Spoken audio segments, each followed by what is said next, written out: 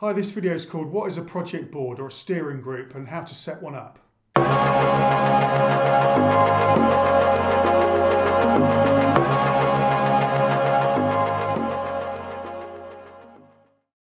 Okay, so in this video I'm going to talk about the project board, or sometimes it's called the project steering group. I'm going to talk about what the project board does, who the members of the board typically are, and then in a moment I'm going to talk about how we set one up and some tips for running them successfully.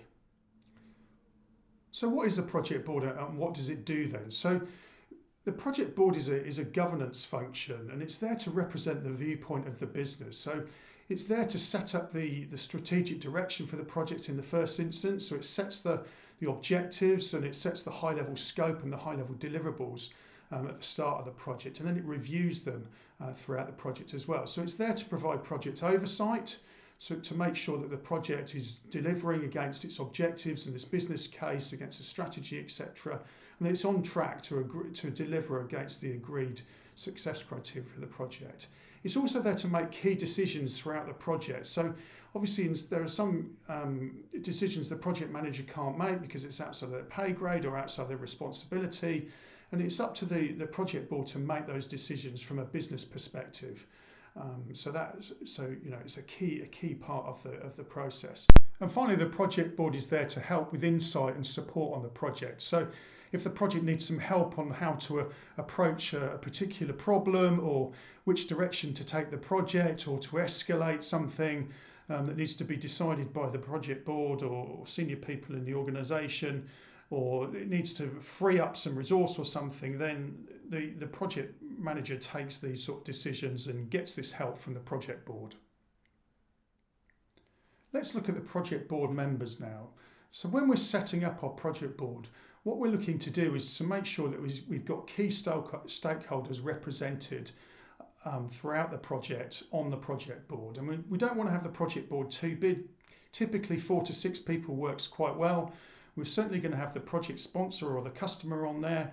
And then we want a user representative, or somebody that's representing the main business area or the areas impacted by the project. On many projects, you're going to have suppliers that are delivering into the project, and you might well have them represented on the project board as well. And typically these are going to be senior people in your organisation that can make decisions and that want to be informed or are impacted by the project. I've got an example here of a project board, and this one is for a project that's going to replace a finance IT system. So in this one, you can see that we've got a main sponsor, and that's the Chief Financial Officer here. And obviously as it's a finance system, they're the main beneficiary of the project. So they probably part funded it. And then in addition, on this particular project, we've got a co-sponsor. So we've got the Chief Technical Officer, the CTO, and what their stake in the project is really that they need to get the old system replaced and upgraded as soon as they can. So they're probably funding a large part of this as well. So that's why they're included on the project board. And then we've got a senior user. So we've got somebody like a finance operations manager in this case, and that's probably the main user. So that's going to represent the department or the finance department, the people that are going to be using the system. So they're a key group of people to be represented, a key set of stakeholders in the project to be represented on the project board, because obviously any decisions made in the project are going to affect that department. We've also got a senior supplier. We're buying the product off from an external supplier, so the project manager from that company is going to be represented on the board. And so it's important that they're there to put their thoughts forward as well. And on the other side, we've got the operations governance. So we've got a head of finance systems. So this guy would probably typically report into the CTO.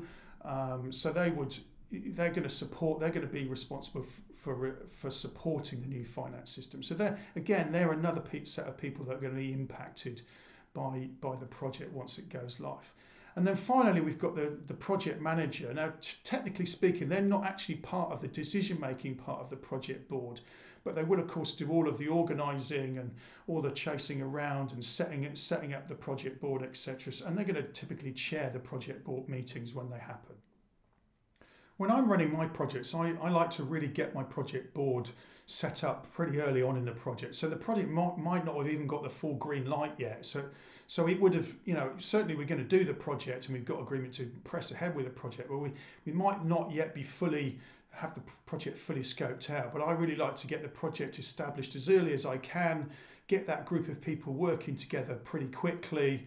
So I set it up at the start of the project and I start running the status updates on a monthly basis. And that typically, the project board meeting should be a sort of fixed meeting once a month. It should take 1 hour or less, and sometimes, sometimes depends on the project. You might be able to do the status update in less than an hour, and that's a good result if you can do that. Sometimes you need project board meetings there. You need more of an in-depth discussion, and certainly, part of the project board meeting should be allocated to making decisions. I've got a bit of an agenda in a moment I'll show you as well.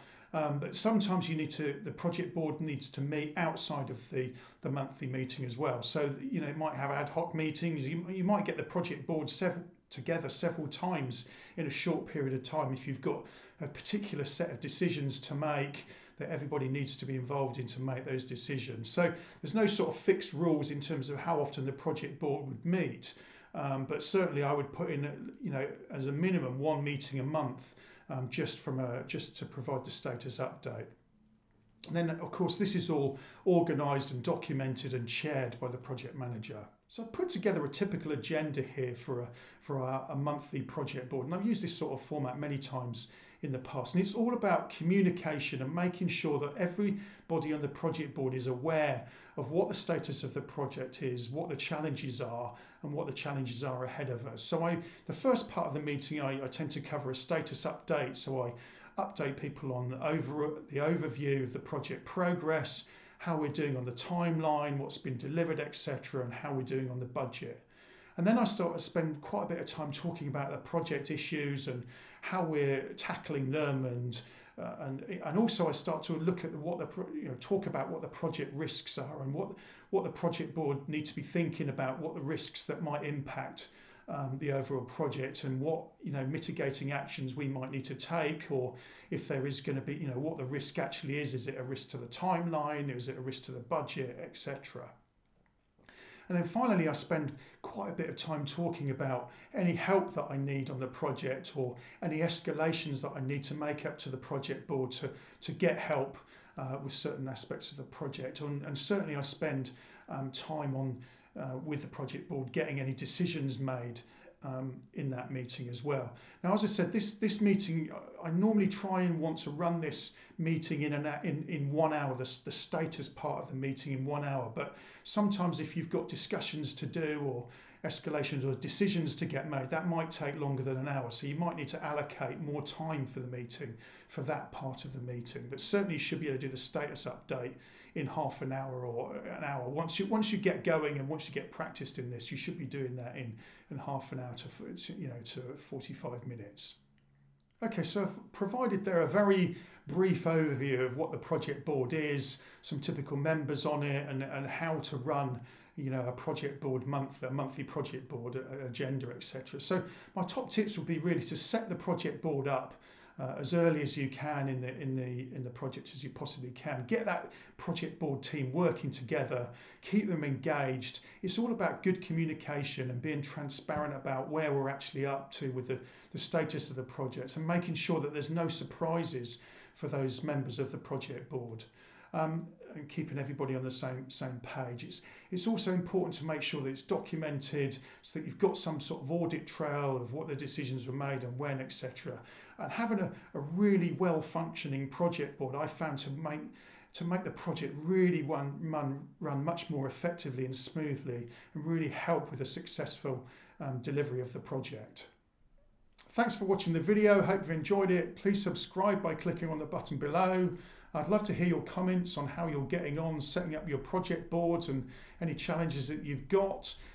If you want to find out any more information, you can find us at theprojectmanagementguide.com, and I'll see you in the next video.